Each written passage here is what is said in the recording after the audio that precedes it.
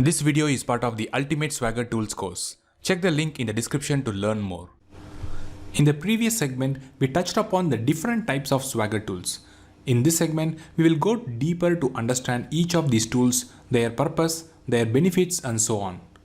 Swagger tools are broadly classified into two categories: Swagger open source tools that are free to use and Swagger enterprise tools that are paid versions. Each category targets a specific group of developers. Swagger open source tools are used for API development that are targeted towards individual developers. You can use them without any account created on the Swagger website. First, Swagger Editor is used to create the OpenAPI specification from scratch through a text editor. It provides rich IntelliSense for all the OpenAPI parameters with real-time validations. Note that you can access Swagger Editor as a standalone application from editor.swagger.io or access it from within Swagger Hub. Both refer to one and the same tool. Second, Swagger UI is used to generate documentation from the specification written using a nice UI format. It aids in easier understanding of the specification written using Swagger Editor.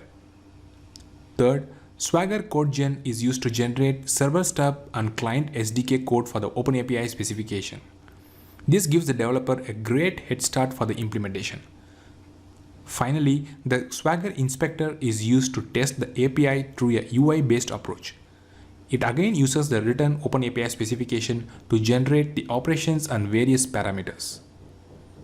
On the other hand, the Swagger Pro tools include Swagger Hub and Swagger Hub Enterprise. The only difference between Swagger Hub and Swagger Hub Enterprise is that the former caters to teams, whereas the latter caters to organizations that contain more teams and projects. As you can see, they are targeted towards corporates. Let us look at their feature set.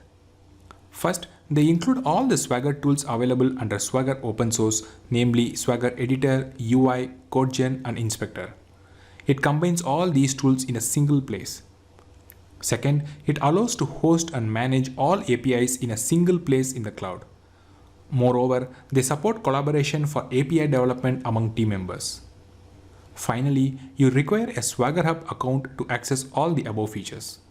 Although their pricing model includes a free plan, the feature set is limited in it. To get access to the complete feature set, you require an active subscription. When it comes to accessing these tools, there are many different ways. First, the web version of Swagger open source tools are all free. That's nice, but it won't save the changes. That means you need to take a backup of the files once the changes are done. Also, the free account of Swagger Hub allows only up to 3 APIs to be created, and that too it is public. Private APIs are not allowed in the free account. Second, they can be accessed through the Swagger Hub tool through a web interface. Last, Swagger Hub can be installed on-premise for more secured maintenance.